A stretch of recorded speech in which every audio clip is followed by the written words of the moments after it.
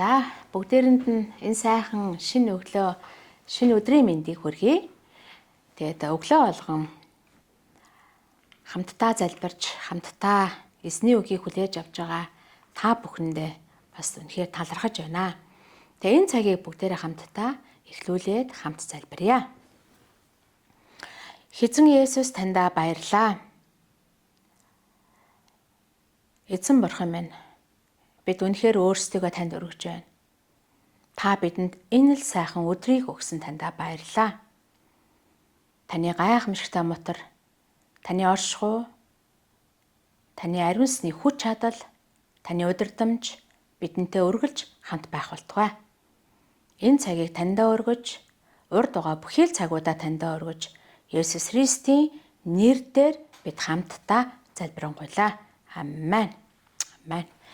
За бүгдээрээ үргэлжлүүлээд Исая 61-р бүлгийн 1-р ишлэгийг би эндээс дуудъя. 61-р бүлэг 11 ишлэлтэй. За тэгээ та нар маань 11 ишлэгийг уншаарай. Тэгэд би өнөөдөр 61-р бүлгийн 1-р ишлэгийг унших гэж байна. Намайг Яве тослон томилсон учраас над дээр эзэн Явагийн сүнс байна. Зүдэрсэн хүмүүст сайн мэдээг авчирч, шархалсан сэтгэлтэй хүмүүсийг эдгээхийн төлөө, ослогдосод нь эрх чөлөөг тунхлаж, хүлээстэйг нь суллахын төлөө намайг тэрбээр илгээсэн юм а гэж. Амен. За, тухайн үед еврейчүүдийн дунд иш үзүүлэгч, тахилч тэр хаадыг тусгай тосоор тосолж албанд нь томилдог байсан байна. Тэд өөрийн хүчээр биш, харин Бурхны сүнсний тэр хүч чадал, тэр томилгоогоор тэд үйлчлдэг байсан байна. За, сайн мэдээг тунхлуулахаар хэн бүхэнд нээлттэй боловч ялангуяа тэр ядуу хүмүүст хүргэх, өөрөөр хэлэх юм бол гим нүглээ гимссэн, даруу, сүнсээрээ ядуу тэр хүмүүст хүрэх нь хамгийн гол чухал нь байсан байна. Бид нэгэн цагт сайн мэдээг хүлээн аваад сэтгэлийн тэр бас оюун бодлын эдгэрлийг хүлээн авч өөрөө эдгэрээ зогсохгүй. Яг өөртөөгөө адилхан амьдралд алдаж, онож байгаа олон хүмүүст бид нар тусалж байгаа. Тухайн цаг үеийн иш үзүүлэгч тэр Бурхны сүнс миний дээр байна. Эзэн намайг тосолсон. Надад эрх мэдлийн тэр даалгавар өгч, чухал үүрэгт ажлуудад зориулан тусгаарлсан гэж. Харин Христийн тэр тослогоо нь тэр хэмжээршгүй. Тэр бүр хязгааргүй. Тэсээр шин чанартай. Түүнд ариун сүнс хэмжээ хязгааргүй байсан. Түүнийг баяр баясгалангийн тосоор Бурхан тосолсон юм а. Тиймээс сайн мэдээ тунхлуулахаар тэр авралын мэдээ, тэр уучлалын нэгүсэл, шинжлэгдэн өөрчлөгдөх тэр нэгүсэл, мөнхийн алдрын тэр мэдээг тэр даруу хүмүүст, ядуу хүмүүст хүргэх нь энэ Бурхны хүсэл юм а. Зовж байгаа, шаналж байгаа тэр хүмүүст тусалж, тайвшил хэрэгтэй байгаа тэр хүмүүст бид нар хүрэх учиртай юм а. Хүмүүс гим нүгэлд, махан биеийн тэр боолчлолд, үхэлд тэр тамийн айдсаас чөлөөлөгдөх хэрэгтэй. Зөвхөн аврагчийн өгөх эрх чөлөөг авсан хүмүүс үнэхээр эрх чөлөөт.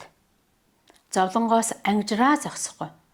Тэнгэрийн улсын тэр иргэний тэр алдар хүндэд хүрдэг юм а. Бид өнөөдөр Бурхны тэр таалал, ивэлийг олж эрх чөлөөтэй тэр Бурхны үнгүү өгсөн нэгүслийг бид хүлээн авсан шүү дээ. Тэгэхээр Христ энэ дэлхийд ирэхдээ бүх олзлогчдод эрх чөлөөг тунхаглахаар ирсэн бөгөөд түүний тэр сайн мэдээ дэлхий даяар тархах тусам хүмүүс тэр бодит эрх чөлөөг олж авах болно. Үүнд ямар ч эргэлзээ байхгүй. Бурхны гайхалтай тэр сайн мэдээг Бурхан хүн төрлөختний төлөө ирсэн гэсэн энэ сайн мэдээг хүмүүс хүлээж авах нь маш чухал. Тухайн үед хуучин гэрээнд болсон энэ явдал өнөөдөр яаж энэ үетэй холбогдох вэ? Өнөөдрийн нийгмийг харахад хүмүүсийг гаднаас нь харахад сайхан байна. Бүх зүйл нь элбэг дэлбэг, тийм ээ? Материалог баялагтай байгаа ч тэд тэр дотоод сэтгэлдээ айдас, тэр сэтгэл гутрал, донтолттой, тэр харанхуй, тэр шоронд, тийм ээ, хоригдож байгаа. Тэр хүмүүсийн тэр оюун бодол, хүмүүсийн амьдралын хэм маяг ямар байгааг бид бүгд мэдж байгаа. Бид нэгэн цагт ийм л байсан. Христ өнөөдөр ч амьдралын утга учирыг харахгүй сохорсон хүмүүсийн тэр сүнслэг нүдийг нээж эрх чөлөө өгөхөд бэлэн байна. Христ итгэгч хүн та бид бусдыг хайрлах, эрх чөлөөг нь хүндэтгэх тийм дуудлагатай хүмүүс ээ. Шудраг бус байдлын эсрэг бид нар зогсох ёстой учиртай юм аа. Нэгүслийн тэр шүүлтийн энэ цаг үед амьдарч байгаа өнөөгийн хүмүүс өөрсдийн тэр сул доройг ухамсарлан Бурхны өмнө даруй болох цаг нь яг одоо юм аа. Тиймээс асуудлаа Бурханд өгөөд Бурханаас тэр найдварыг хүлээж авъя. Хиний амьдрал нурсан байна. Та босгох, хүмүүсийг урамшуулах, хүмүүст сайн мэдээ ярих тэр ажилд та дуудагдсан хүн шүү. Христийн хайрыг бүгдээрээ боддоор харуулж амьдрья. Тэг Христийн энэ амрал нь сүнсний төдийг хүний амьдралд нийгмийг бүхэлд нь өөрчлөх энэ сайн мэдээ. Та өнөөдөр Бурханаар хэрэглэгдээрэй гэж би бас таныг бас үнэхээр юрөөж байна. Бүгдээрээ хүмүүстээр очиж сайн мэдээ ярьж Бурханыг таниулах, мэдүүлэх энэ үйлсэд өөрсдийгөө зориулдаг байцгаая. Бүгдээрээ хамтдаа Есүсний өмнө ирээд хамт залбирая.